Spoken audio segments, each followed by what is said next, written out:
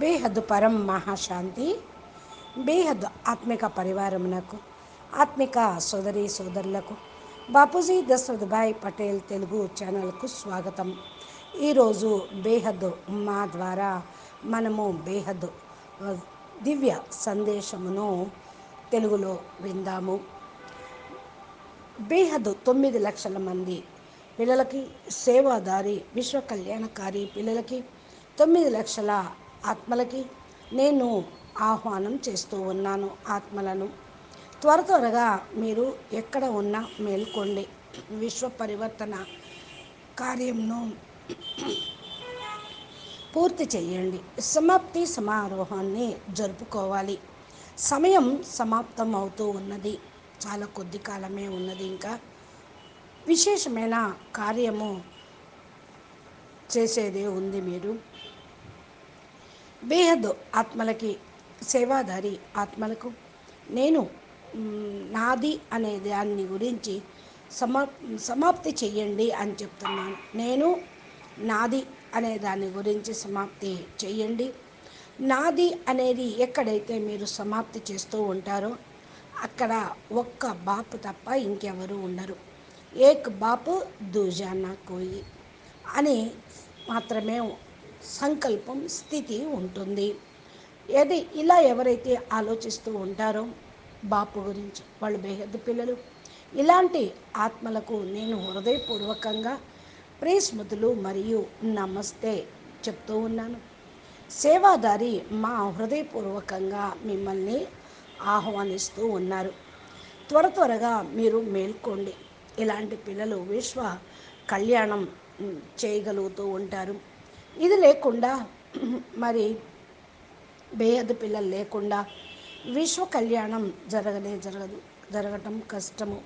ఎక్కడైతే బేహద్దు పిల్లలు 9 లక్షలు 16,000 1008 108 స్పెషల్ కేటగిరీ ఆత్మలు అందరూ కలిసి ఉంటూ సంకల్పం చేస్తారో అప్పుడు విశ్వ పరివర్తన అనేది చాలా తేలిగ్గా అవుతూ ఉంది. అందుకనే ఎక్కడ ఉన్న వాళ్ళందరినీ మేల్కోండి అంటూ వాళ్ళని ఆహ్వానిస్తూ ఉన్నాను. నా మాట వినండి, మేల్కోండి. అంటే మీరు యూట్యూబ్లోకి వెళ్ళి దివ్య సందేశమును, మురళీల సందేశమును వినాలి. ఇది మా దివ్య సందేశము కనుక బాపూజీ దశరథభాయ్ పటేల్ తెలుగు ఛానల్లో మా చెప్పేటువంటి బ్రహ్మమ్మ, బేహద్దమ్మ, బృహతుమ్మ యొక్క సందేశము, బుద్ధి యొక్క తాళాన్ని తెలిపేటువంటి సందేశము. అపురూపమైన పిల్లలు, ఇప్పుడు మీ బుద్ధికి తాళం తెరుచుకోండి. జరిగిపోయిందేదో జరిగిపోయింది, బిందు పెట్టండి, పురుషార్థం చేస్తూ ముందుకు వెళ్ళండి. బేహద్దు బాపు బేహద్దు 9 లక్షల మంది ఆత్మలకు హెచ్చరిస్తూ ఉన్నారు. సమయం సమాప్తి అయిపోతూ ఉన్నది. మీరు ఆహ్వానం సమాప్తి సమారోహం చేసేటువంటి వాళ్ళు కాబట్టి మీరు ఏదైతే బేహద్దు పరంధామానికి వెళ్ళటానికి తయారీగా ఉన్నారో, మీ ఇల్లు ఏదైతే ఉందో అది పూర్తిగా పంచతత్వాల ప్రపంచం కాదు, పరం లైట్, పరం ప్రకాశం యొక్క ప్రపంచం. ఆ ఇంట్లో పరం ప్రకాశమే ప్రకాశము ఉంటూ ఉంటుంది.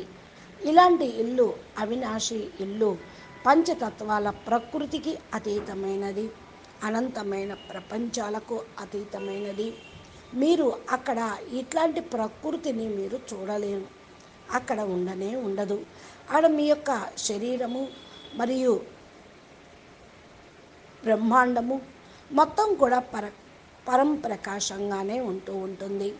ప్రకాశమే ప్రకాశము, దుఃఖము లేదు, బాధ లేనే లేదు, రోగము శోకము అంతకంటే లేదు.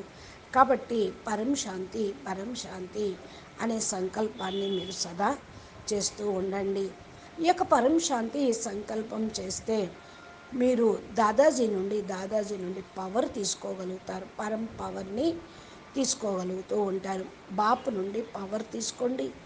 మరి అక్కడికి వెళ్ళి బేహద్దు బ్రహ్మాండంలో పవర్ కూడా తీసుకొని పవర్ఫుల్ ఆత్మలుగా కాగలుగుతారు.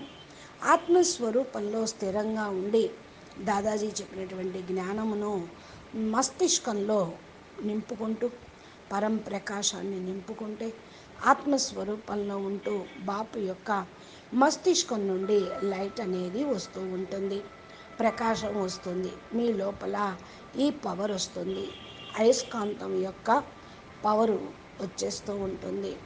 పరమశాంతి యొక్క సంకల్పం మీరు వెయ్యండి, వాయుమండలం మొత్తం పరివర్తన అవుతుంది. వాయుమండలాన్ని మార్చండి మార్చండి అని బాపు దాదా అంటూనే ఉన్నారు. కాబట్టి మీరందరూ పరం శాంతి తోటి పరం ప్రకాశము ఏదైతే వెళుతూ ఉందో ఇదే వాయుమండలాన్ని శుద్ధి చేస్తూ ఉంటుంది. ఇది జాదులాగా పనిచేస్తూ ఉంటుంది. మీ లోపల ఈ శక్తి అనేది వస్తూ ఉంటుంది. మీ శక్తులను కూడా మేల్కొల్పుకోండి. నేను చెప్తూ ఉన్నాను పురుషార్థం చెయ్యండి అని. 9 లక్షల ఆత్మలు ఎవరైతే శక్తులు మరి ఆత్మలు ఉన్నారో వారిని జాగృతం చెయ్యండి. మీలో ఉన్న శక్తుల్ని జాగృతం చెయ్యండి. రోజు నేను 9 లక్షల ఆత్మల్ని ఈ విధంగా ఆహ్వానం చేస్తూ ఉన్నాను. ఇదే నా యొక్క పురుషార్థము, ఇదే మీ యొక్క ధర్మం కూడా, ఇదే నా ధర్మం కూడా. కాబట్టి మీరు ఈ మీ యొక్క స్వయంను మిమ్మల్ని మీరు తెలుసుకోండి. మీరు బేహద్దు ఆత్మలుగా బేహద్దు కళల బ్రహ్మాండం నుండి బేహద్దు ఆల్మైటీ అథారిటీ ద్వారా రచయించబడిన ఆత్మలు. పరం శాంతి సంకల్పం చెయ్యండి, పరివర్తన తప్పకుండా అవుతుంది. ఈ ఆత్మలకు మీరు మరి ఇవ్వగలుగుతూ ఉంటారు. ఇది ఈ విధంగా యోగదానం చేస్తే పుణ్యాత్మలుగా అవుతారు. భూమి కూడా లైట్గా అయిపోతుంది, లైట్ ప్రకాశం అయిపోతుంది. శరీరం కూడా లైట్ అయిపోతుంది.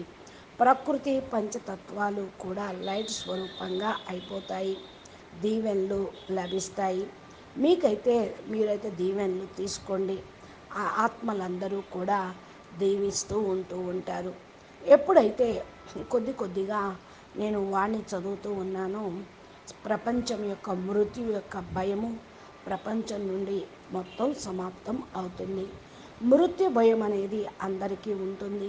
ప్రతి ఒక్క ఆత్మకు కూడా భయం ఉంటుంది, అందరి నుండి ఎక్కువగా. కాబట్టి ఎక్కువలో ఎక్కువ మృత్యు భయం ఉంటుంది.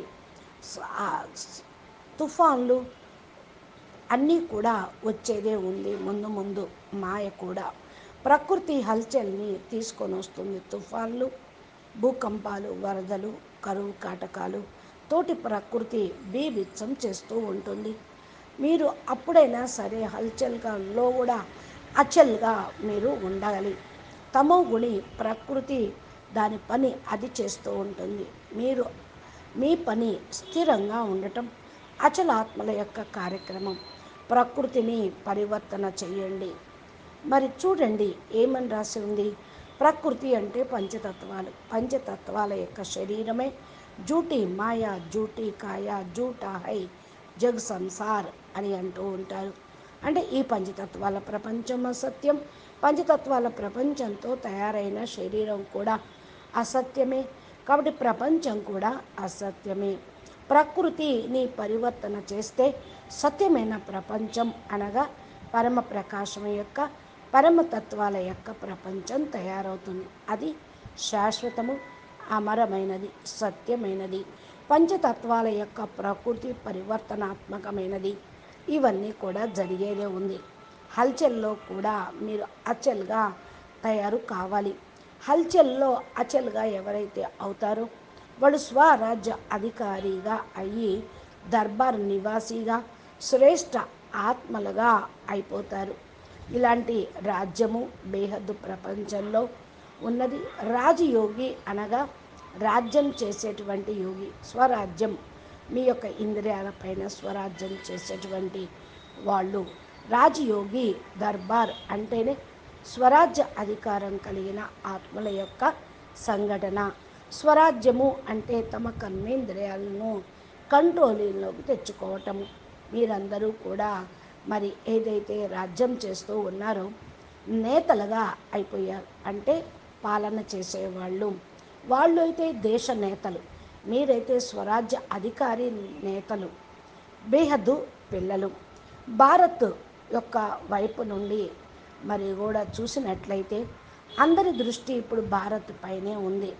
భారత్నే విశ్వ గురువుగా ఒప్పుకొని విశ్వమునకు ప్రేరణ ఇచ్చేటువంటి పుంజంగా ఆధ్యాత్మిక పుణ్యం ఉన్నట్లుగా అనుభవం చేసుకుంటారు. విశ్వ పరివర్తన కోసం లైట్ యొక్క పుంజము, ప్రేరణా పుంజము అనుభవం అవుతుంది. భారత్ అవినాశి ఖండము. దేన్నైతే ఖండితం చేస్తూ ఉంటారో, భారత్ అంటే భారరహితమైన తత్వము కలిగినటువంటి దేశము, అనగా పరం లైట్, పరం ప్రకాశం యొక్క ప్రపంచము, భారరహితంగా ఉండే తత్వము, పరమతత్వము, బేహదు పరమతత్వము. దీన్నే అంటారు భారత్, అవినాశి భారత్ అని. అవినాశి బాప్ అంటే ఎవరు? అవినాశి బాప్ అంటే పూర్తిగా బేహద్కే బేహద్ కళల పరంధామం నుండి వచ్చినటువంటి తండ్రి. ఈ యొక్క భూమి మీద భారతావనిలో పూర్తిగా అవతరించారు. అందుకనే భారతం మనకు సదా గొప్పది, భారత్ మాత అని కూడా అంటూ ఉంటారు. ఎంత మంచి మహావాక్యం చూడండి. సదా పరమాత్మ యొక్క స్మృతిని సదా మీరు పెట్టుకుంటూ ఉండాలి. స్మృతి చేస్తూ ఉంటే మీరు బేహద్ ప్రాప్తిని పొందగలుగుతూ ఉంటారు. బేహద్ బాపు యొక్క త్యాగి తపస్వి తండ్రిని గుర్తిస్తే మీరు బేహద్ భాగ్యశాలిగా అవుతారు. సదా పరమాత్మని యొక్క శ్రేష్ఠ స్మృతిలో ఉండేటువంటి మహాన్ ఆత్మలు, శ్రేష్ఠ ఆత్మలకు, 9 లక్షల ఆత్మలకు, బేహద్ ఆత్మలకు పూర్తిగా బేహద్ మా సేవాదారి, మా ప్రియస్మృతులు మరియు నమస్తే చెప్తూ ఉన్నారు. అచ్చా, బేహద్కే బేహద్, పరం పరం పరం, మహాశాంతి హై, మహాశాంతి హై, మహాశాంతి హై. నమస్తే. బాపూజీ దశరథ్ భాయ్ పటేల్ తెలుగు ఛానల్లో ఇంకా మా దివ్య సందేశాలే కాకుండా బాపూజీ చెప్పేటువంటి అద్భుతమైనటువంటి జ్ఞాన వీడియోలు, అనంతభాయ్ లైవ్లో చెప్పేటువంటి జ్ఞాన వీడియోలు మీ మొబైల్కి నోటిఫికేషన్ రూపంలో వస్తూ ఉంటుంది. మీరు వినండి.